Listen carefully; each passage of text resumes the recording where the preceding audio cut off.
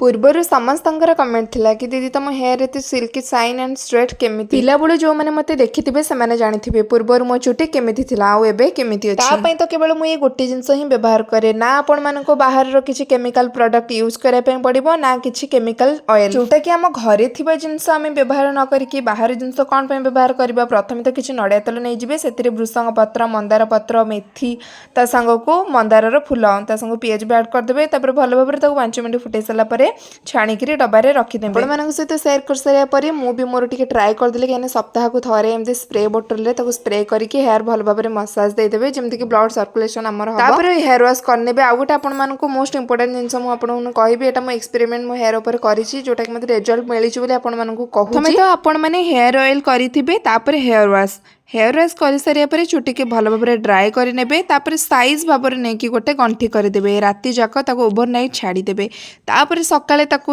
माने से जो गंठीटा करेंगे सेटा फिटेकी पानिया रे ताकू भल भाव में साइज भाव में कुंडे देवे तापर देखिए हेयर पूरा स्ट्रेट हो मो ऊपर ट्राए करथि आपण माने करंतु बेसी नहले भी टिकेटा एटलिस्ट हबो मु तो निश्चित ट्राई करिवे एटा थिले मोर हेयर ऊपर एक्सपेरिमेंट।